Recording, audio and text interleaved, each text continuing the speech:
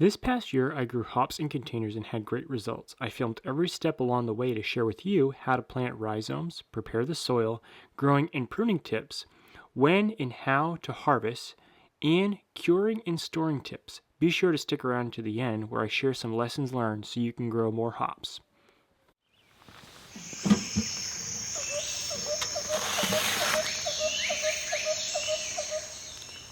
This is Tim, and welcome to Organic Backyard Gardening. The thing you'll need to decide when planting hops is to either use rhizomes or hop plants. Rhizomes are the small roots that are cut from the main root stem of a mature female hop plant that look like this.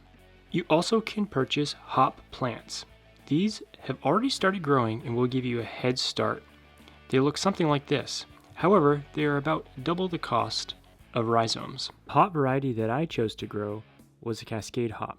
This is a popular variety, but one thing to know is there's many varieties that are actually proprietary. This means that you need to be licensed in order to grow them.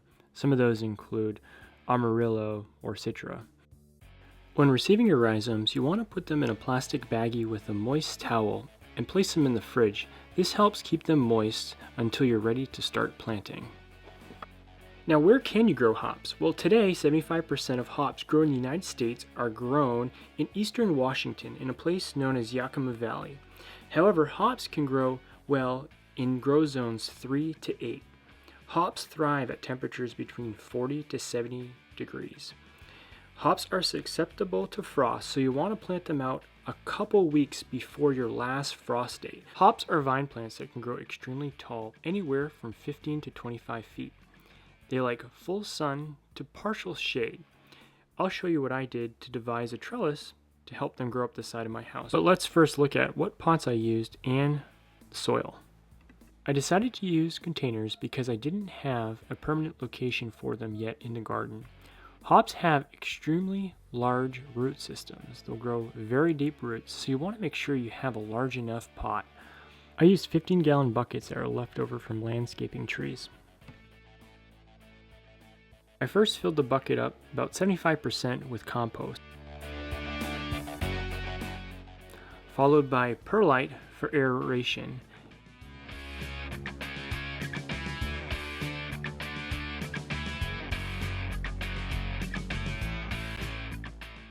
then vermiculite to keep the soil moist.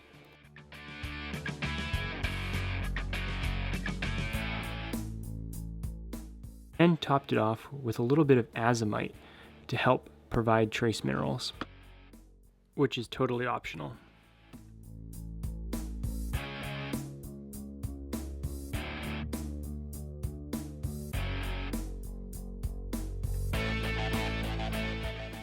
Mix well and then add water. Now for planting. On the rhizome root, you'll notice that you'll have nodes. This is where the plant will start to sprout. Plant it a few inches into the soil with the nodes facing up.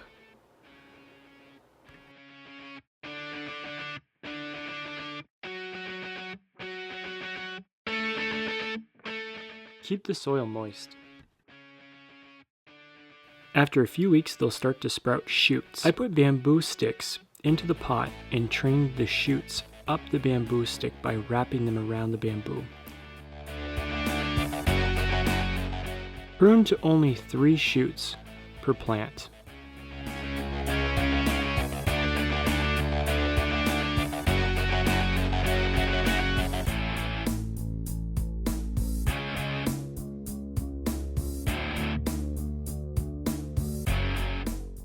I then screwed hooks into the eaves of my home and ran garden jute from the hooks down to the buckets, and then trained the vines from the bamboo onto the string.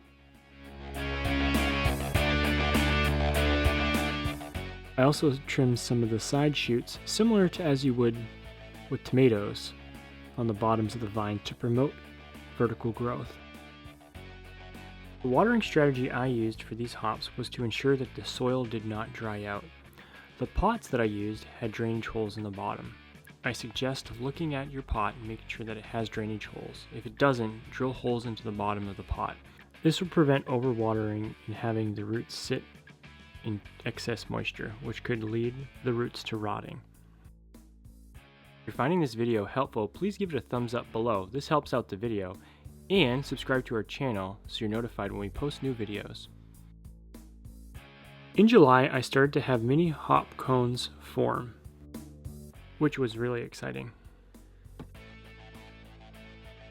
Up until now, I had not fertilized these plants, but I thought this was a good time to add additional compost and side dress the plants to add additional nutrients to help promote further growth.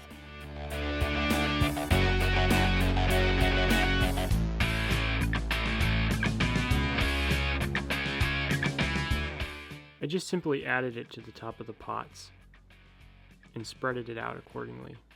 So when you're making your initial mix, make sure that you leave some room in the pot so you can top dress later in the season.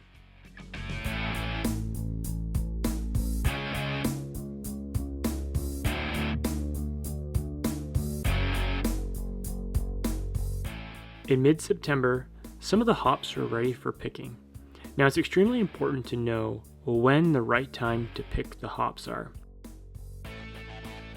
And this can be tricky. One of the key indicators is that the outer leaves start to turn brown. And when you roll them between your fingers, they'll sound crunchy. Something like this.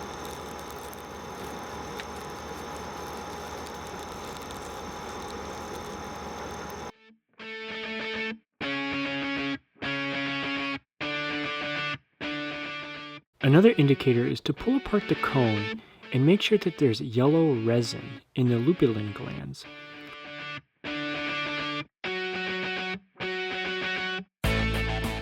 Lupulin glands contain the resins and oils most brewers are looking for when making beer.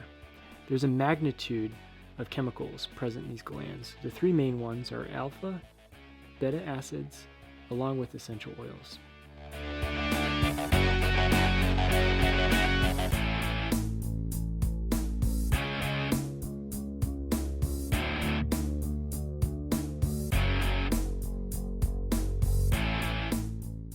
If you don't use your hops right away, you'll need to properly store them.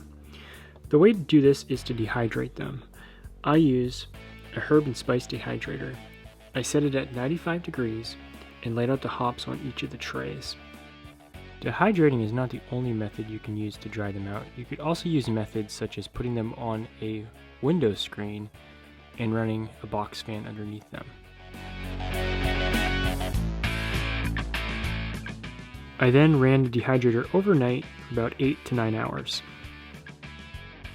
After the dehydrating process, I put them into a plastic bag, squeezed out as much air as possible, and put them into the freezer to store them. They should stay fresh in the freezer for about a year and then decrease potency as time goes on. So let's talk about some things that I could have done better, some lessons learned to help you. Now, one thing to note, I'm really happy with my results. The first year, most of the energy growing the plant is going into growing the root system. So the first year, you're not going to have a really big harvest. The subsequent years, you'll have more and more of a larger harvest. So that being said, I still think there is some room for improvement in my process, so let's talk through those. First off, I would have increased the pot size from 15 gallons to over 20 gallons. I noticed that some of the roots were hitting the bottom of the pot. Number two, I think I would have experimented a little bit with providing some liquid soluble fertilizer such as fish emulsion. Specifically earlier on in the growing season, I think this would have given the plants a head start and made nitrogen quickly accessible to the plants. Number three, I would have liked to try hop plants. I think that would have given me more of a head start on the season, as opposed to the rhizomes. The rhizomes took several weeks to sprout. And number four, I probably would have started with more than 2 plants, so I could have a larger initial harvest and larger harvests the following year. Hope you found this organic backyard gardening video helpful. If you did, please click the like button below, comment, we'll answer your questions, and subscribe so you're notified when we post new gardening videos. Thank you.